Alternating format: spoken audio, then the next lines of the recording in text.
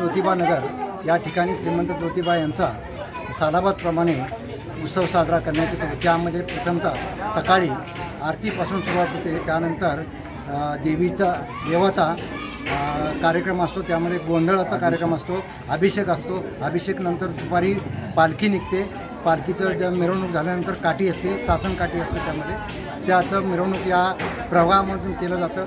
त्या 14 नंबर प्रवाहामध्ये जेवढे अस्तित्वात असणारे सगळे जे आहेत त्या सर्वांना तीर्थप्रसादासाठी संध्याकाळी निमंत्रित केलं जातं आणि त्याचा लाभ भंडारा म्हणून सगळ्यांनी घेतला जात असतो।